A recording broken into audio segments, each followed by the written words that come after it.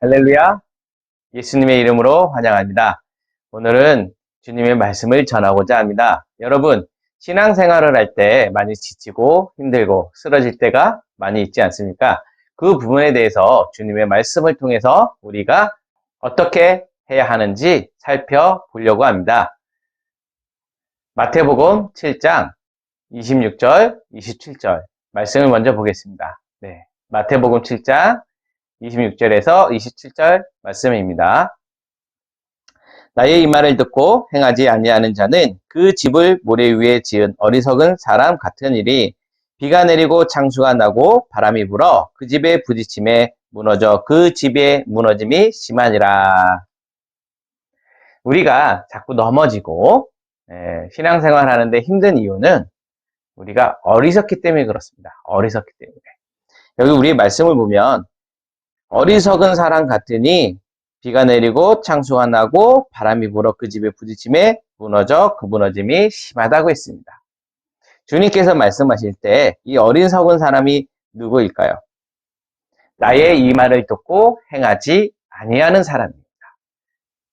예수님의 말씀을 듣고 행하지 않는 사람이 어리석은 사람입니다. 그럼 예수님이 우리에게 어떤 말씀을 주셨을까요? 많은 말씀을 주셨지만 대표적인 말씀은 주님이 서로 사랑하라고 이야기하셨잖아요. 요한복음 15장 12절 말씀. 네, 우리가 많이 알고 있는 말씀입니다. 한번 읽어보겠습니다. 내 계명은 곧 내가 너희를 사랑한 것 같이 너희도 서로 사랑하라 하는 이것이니라. 예수님께서는 사랑하라고 했습니다. 그걸 계명이라고 하셨습니다. 예수님께서 근데 어떤 사랑을 하라고 하셨습니까? 우리가 생각하는 세상적인 남녀 간의 사랑이 아닙니다. 예수님이 우리를 사랑한 것 같이 너희도 사랑하라고 했습니다. 우리 이 시대에서 오늘날 시대는 분열의 시대인 것 같고 서로 시기의 시대인 것 같습니다. 많은 사람들이 서로 네 편 내 편 갈라서 싸우지 않습니까? 하지만 우리는 예수님의 사랑을 베풀어야 됩니다. 가장 중요한 것은 가족 간의 사랑이 넘쳐야 된다는 것입니다. 예수님이 우리를 사랑한 것 같이 우리도 서로 사랑해야 됩니다. 가장 가까운 사람 먼저 사랑을 실천하기를 원합니다. 그 다음에 예수님 무엇을 말씀하셨는지 한번 살펴보겠습니다. 너희가 누구의 죄든지 사하면 사하여 질 것이요 누구의 죄든지 그대로 두면 그대로 있으리라. 주님의 계명이 서로 사랑하라고 하셨잖아요. 사랑할 때는 우리가 용서하는 것도 알아야 됩니다. 가족 간에 서로 당연히 내 마음 알겠지 라고 하지 마시고 미안한 감정이 있다면 예수님의 이름으로 나를 용서해 주세요 라고 하고 또 용서를 그렇게 구했을 때 예수님의 이름으로 용서합니다 라고 서로 화해하고 그래야 됩니다. 용서하는 것이 있어야 됩니다. 그래야 사랑이 더욱더 넘치게 됩니다. 우리가 예수님의 사랑을 베풀기 위해서는 용서를 구하고 또한 용서를 해줘야 되는 것입니다. 여러분, 예수님의 계명 사랑하라. 굉장히 중요한 말씀이잖아요. 여러분들도 가족 간에 서로 사랑하기를 권면합니다. 두 번째, 예수님께서는 성령을 받으라고 했습니다. 네, 한번 찾아보겠습니다. 요한복음 20장 21절 말씀입니다. 제가 먼저 읽어보겠습니다. 이 말씀을 하시고 그들을 향하사 숨을 내쉬며 이르시되 성령을 받으라. 다시 한번 보겠습니다. 이 말씀을 하시고 그들을 향하사 숨을 내쉬며 이르시되 성령을 받으라. 예수님께서는 말씀하셨습니다. 성령을 받으라. 성령은 안 받아도 되고 받아도 되는 것이 아닙니다. 예수님께서 분명히 얘기하셨어요. 성령을 받으라. 자, 세 번째 말씀입니다. 이제 예수님의 명령 마가복음 16장 15절에서 18절 말씀입니다.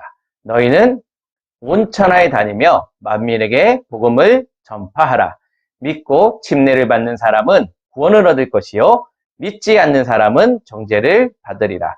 믿는 자들에게는 이러한 표적이 따르르니 곧 그들이 내 이름으로 귀신을 쫓아내며 새 방언을 말하며 뱀을 집어올리며 무슨 독을 마실지라도 해를 받지 아니하며 병든 사람에게 손을 얹은 즉 나으리라 하시더라. 예수님께서는 우리에게 또한 하늘로 올라가시기 전에 명령하셨어요. 너희는 온 천하에 다니며 만민에게 복음을 전파하라. 우리는 복음을 전해야 되는 사명을 가지고 있습니다. 우리가 복음을 전할 때 믿는 사람도 있을 것이고 믿지 않는 사람도 있을 것입니다. 그건 우리의 잘못이 아닙니다. 그들이 선택한 거기 때문에 그들이 예수님을 믿으면 구원을 받는 것이고 예수님을 믿지 않으면 정죄를 받는 것입니다. 예수님께서는 복음을 전할 때 내 이름으로 전하라고 하셨습니다. 내 이름으로 귀신을 쫓아내라 말씀하셨잖아요. 우리가 그래서 예수님의 이름으로 귀신을 쫓아내야 되는 것입니다. 내 이름으로 병든 자에게 손을 얹은 즉 나으리라 하셨습니다. 우리는 예수님의 이름으로 아픈 사람을 위해서 기도해야 됩니다. 예수님이 그렇게 복음을 우리에게 전하라고 했습니다. 어떻게 하냐고요? 제자들이 그렇게 전했잖아요. 20절 한번 보겠습니다. 제자들이 나가 두루 전파할 때 주께서 함께 역사하사 그 따르는 표적으로 말씀을 확실히 증언하시니라. 제자들이 나가서 복음을 전파할 때 우리도 주님께서 함께 역사하셨습니다. 그래서 그 따르는 기사와 표적으로 하나님의 말씀을 확실하게 증언했습니다. 우리도 예수님의 이름으로 기사와 표적으로 주님을 확실하게 증언해야 되는 것입니다. 그러면 우리가 반석 위에 집을 짓는 사람이 되는 것입니다. 마태복음 7장 24절 25절을 보면 지혜로운 사람이 될 수 있는 것입니다. 어떤 사람이 지혜로운 사람인지 한번 보겠습니다. 마태복음 7장 24절 25절입니다. 그러므로 누구든지 나의 이 말을 듣고 행하는 자는 그 집을 반석 위에 지은 지혜로운 사람 같은 일이 비가 내리고 창수가 나고 바람이 불어 그 집에 부딪힘에 무너지지 아니하나니 이는 주추를 반석 위에 놓은 까닭이요. 우리가 예수님의 말씀에 순종할 때, 예수님의 말씀을 행할 때 우리는 반석 위에 집을 짓는 사람이 되는 것입니다.